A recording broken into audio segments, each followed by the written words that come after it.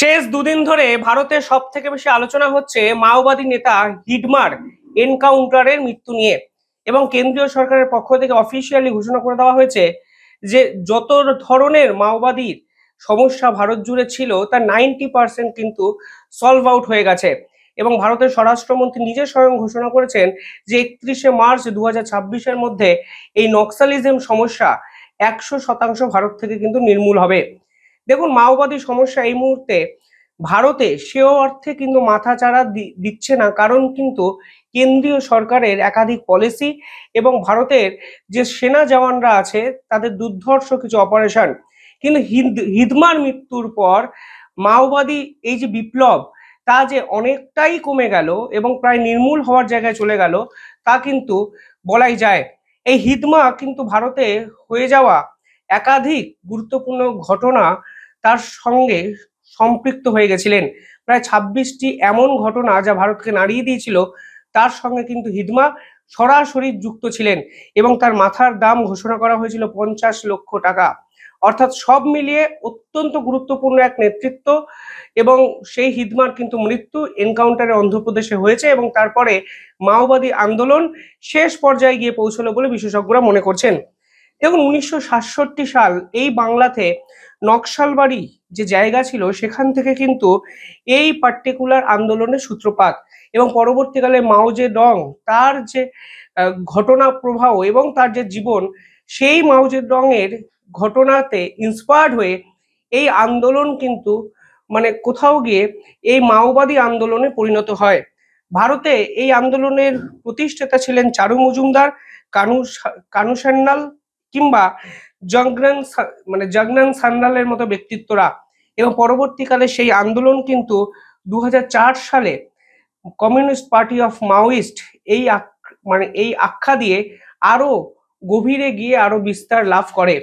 পরবর্তীকালে তাদের যদি ঘাঁটি দেখেন, দেখবেন ছত্তিশগড়, ঝাড়খণ্ড, উড়িষ্যা, বিহার, মহারাষ্ট্র, তেলেঙ্গানা, বাংলা এবং অন্ধ্রপ্রদেশের মতো জায়গায় কিন্তু এরা অপারেট করত। প্রধানত এরা দেখুন সাধারণ মানুষের, যারা পিছিয়ে পড়া মানুষ, তাদেরকে কিন্তু কাজে লাগাতো এবং সরকারের বিপক্ষে, গভর্নমেন্টের বিপক্ষে, ল্যান্ডলর্ডের বিপক্ষে সহিংস্র আন্দোলন করলেই রেজাল্ট পাওয়া যাবে, এই ধরনের একটা ধারণা সাধারণ মানুষের মনে কিন্তু এরা ঢুকিয়ে দিয়েছিলেন।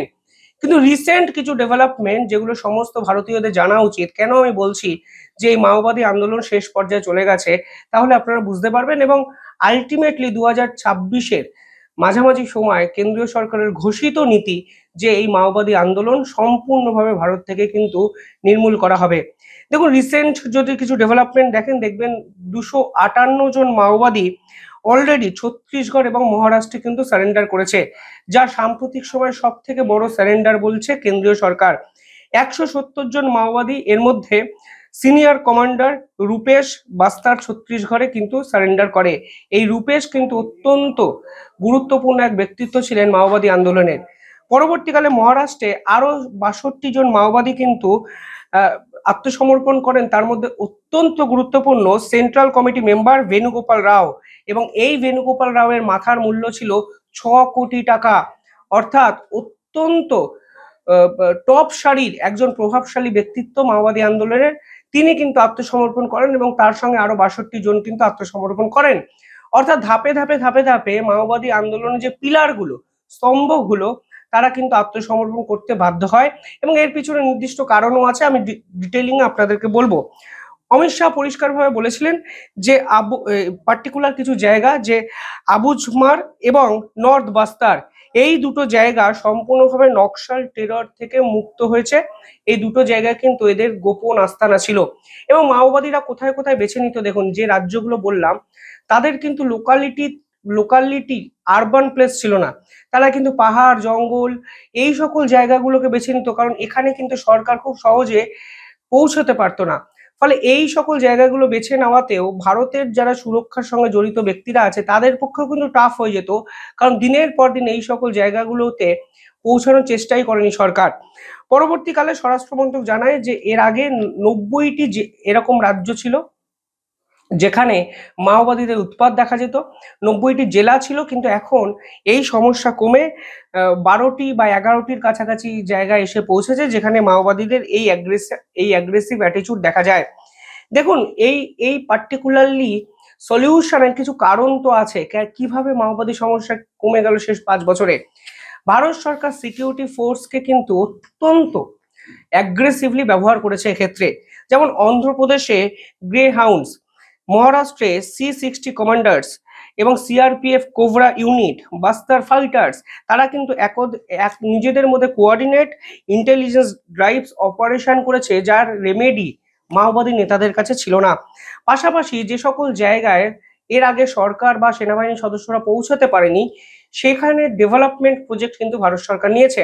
ফলে এই যে ইয়ং জেনারেশন যারা এই নেতাদের ব্রেন ওয়াশ করা মস্তিষ্কতে সমর্পণ করতো এবং তারা ভাবতো হয়তো বন্দুক তুলে নেওয়াটাই আজকে সমাজ বদলাতে পারে, এই ভুল ভাবনা থেকে কিন্তু তারা দূরে সরে আসে। তারা বুঝতে পারে যে এই নেতারা ঘরে বসে আমাদের নির্দেশ দিচ্ছে আর আমরা মাঠে ময়দানে বন্দুক নিয়ে ছোটাছুটি করে নিজেদের প্রাণ বিসর্জন দিচ্ছি। এর থেকে যদি আত্মসমর্পণ আমরা করি, তাহলে হয়তো আমাদের জীবনটা অন্য রকম হতে পারে, আমরা নতুন জীবন পেতে পারি। পাহাড়, নদী, জঙ্গলে কতদিন বা সহস্র বিপ্লব করে সমাজকে বদলানো যায়, এই যে চেতনা, এ কিন্তু যুবক সম্প্রদায়ের মধ্যে আসতে শুরু করে। এবং ভারত সরকারও কিন্তু এই সকল জঙ্গল বা এই সকল হাইলি ভোলাটাইল প্লেসে রাস্তা নির্মাণ করতে শুরু করেছে, মোবাইল নেটওয়ার্ক ডেভেলপমেন্ট করেছে, এমনকি পুলিশ আউটপোস্টও কিন্তু এই সকল জায়গায় বাড়িয়েছে, যেন মাওবাদীরা বুঝতে পারে যে আলটিমেটলি যে কথাগুলো বলে তারা সাধারণ মানুষকে ভুল বোঝাতো, সেই ভুল বোঝানোর দিন শেষ। দেখুন, ট্র্যাডিশনাল কিছু হাইড আউটস যেমন আবুজগড় কিংবা দান্তেওয়াড়া, এই সকল জায়গাগুলোয় কিন্তু রোড ডেভেলপমেন্ট, সার্ভিলেন্স ক্যামেরা এমন পর্যায়ে নিয়ে যাওয়া হয়েছে যে তাদের মুভমেন্টটাই করা কিন্তু কঠিন হয়ে গেছে। পাশাপাশি সরকারের পক্ষ থেকে উইনিং হার্ট পলিসি কিন্তু ইমপ্লিমেন্ট করা হয়েছে। অর্থাৎ যদি আত্মসমর্পণ করেন, আপনাকে এমন কিছু দেওয়া হবে যা হয়তো আপনারা মাওবাদী হয়ে পাবেন না। যেমন আত্মসমর্পণ করলে 5 থেকে 8 লাখ টাকার পুরস্কার, ক্যাশ পুরস্কার ঘোষণা করা হয়েছিল। ল্যান্ড ফর হাউজিং, অর্থাৎ জমি দেওয়া হবে বাড়ি তৈরির জন্য। ভোকেশনাল ট্রেনিং দেওয়া হবে। এমনকি এডুকেশনাল ফর চিলড্রেন, আপনার পরবর্তী প্রজন্মকেও শিক্ষা দেওয়া হবে সরকারের পক্ষ থেকে। এবং লিগাল ইমিউনিটি দেওয়া হবে মাইনর কিছু কেসের জন্য। অর্থাৎ এত প্যাকেজের ঘোষণা এর আগে মাওবাদীরা শোনেনি, এবং এর ফলে মাওবাদীরা রিয়েলাইজ করে যে আমাদের জীবনটা অন্যরকম করা উচিত, সরকারি এই সুযোগ সুবিধাগুলো নেওয়া উচিত এবং আমাদের স্বাভাবিক জীবনে ফিরে যাওয়া উচিত। কারণ বন্দুকের বিপক্ষে লড়াই করে সেনাবাহিনীর সঙ্গে আমাদের এই মাওবাদী নেতারা পারবে না। ফলে তাদের মধ্যেও কিন্তু রিয়েলাইজেশন আসে, যেটা অত্যন্ত ইম্পর্টেন্ট। পাশাপাশি যে সকল জায়গা মাওবাদী অধিকৃত জায়গা নামে পরিচিত ছিল, সেখানে রুরাল ডেভেলপমেন্ট করতে শুরু করে কেন্দ্রীয় সরকার। এমনকি এই মাওবাদী নেতা যারা সারেন্ডার করেছেন, তাদেরকে কর্পোরেট সোসাইটিতে কাজে লাগানো হচ্ছে, সিকিউরিটি পারপাসে কাজে লাগানো হচ্ছে, বিভিন্ন ডেভেলপমেন্ট কাজেও কিন্তু লাগানো হচ্ছে। ফলে মাওবাদীরা যখন দূর থেকে এদের দেখতেন যে সারেন্ডার যারা করেছেন তারা টাকাও পেয়েছেন, তাদের জীবনটা অন্য ভালোভাবে কাজও হয়েছে, ফ্যামিলির পার্সনরাও তাদের ভালো আছেন, চিলড্রেনদের পড়াশোনা দিচ্ছেন, ভোকেশনাল ট্রেনিং দেওয়া হচ্ছে, ফলে অটোমেটিকলি বাকি যারা ছিলেন এই দলে তারাও কিন্তু সারেন্ডারের কথা ভাবতে শুরু করেন। পরবর্তীকালে আপনারা যদি দেখেন, কেন্দ্রীয় সরকার একাধিক ইনফ্রাস্ট্রাকচার ওরিয়েন্টেড প্রজেক্ট ডেভেলপ করেছে, অ্যাসপিরেশনাল ডিস্ট্রিক্ট প্রোগ্রাম চালু করেছিল মাওবাদীদের জন্য। প্রধানমন্ত্রী গ্রাম সড়ক যোজনায় এই মাওবাদী অধিকৃত জায়গাগুলোকে মুড়ে ফেলা হয়েছে, ডেভেলপমেন্ট করা হয়েছে। ফলে এই মাওবাদীরা দেখতে পেয়েছে যে এরা ভারতীয়দের থেকে বিচ্ছিন্ন কেউ নয়, ভারতীয়রা যে সুযোগ সুবিধা পায় এরা হলো সেই সুযোগ সুবিধার দাবিদার। এবং পরবর্তীকালে ডিজিটাল ইন্ডিয়া প্রজেক্ট কিংবা একলব্য স্কুল কিংবা আয়ুষ্মান ভারত, মাওবাদীদের জন্য এমন কিছু প্রজেক্ট সরকার ওই সময় ঘোষণা করে যা কিন্তু এই মাওবাদী নেতাদের অ্যাট্রাক্ট করে। এবং অবশেষে মাস সারেন্ডার কিন্তু আমরা গোটা ভারত জুড়ে দেখতে পাচ্ছি। মহারাষ্ট্র, ছত্তিশগড়, ঝাড়খণ্ড সমস্ত জায়গায় মাওবাদী আন্দোলন শেষ পর্যায়ে এসে পৌঁছালো এবং হিডমার এনকাউন্টারের মৃত্যু পরিষ্কারভাবে বোঝা যায় যে 31 মার্চ 2026 স্বরাষ্ট্র মন্ত্রকের ঘোষণা নীতি আলটিমেটলি পূরণ হওয়ার দিকে কিন্তু যাচ্ছে। যাই হোক, আপনারা কমেন্টে জানাবেন আপনারা কিভাবে দেখছেন পুরো বিষয়টি। দেখতে থাকুন দ্য ইন্ডিপেন্ডেন্ট নেটওয়ার্ক। অনেকে আমাদের ভিডিও দেখেন কিন্তু চ্যানেলটিকে সাবস্ক্রাইব করেন না, তাদের ছোট্ট একটা অনুরোধ, সাবস্ক্রাইব করতে কোনো পয়সা লাগবে না, শুধু একটি ক্লিক এবং পাশে থাকা বেল আইকনটি ক্লিক করলেই আপনারা রেগুলার জিওপলিটিক্যাল ভিডিওর আপডেট পাবেন। সাবস্ক্রাইব করে রাখলে আমি একটু ইন্সপায়ার্ড হব। যাই হোক, দেখতে থাকুন দ্য ইন্ডিপেন্ডেন্ট নেটওয়ার্ক। ধন্যবাদ।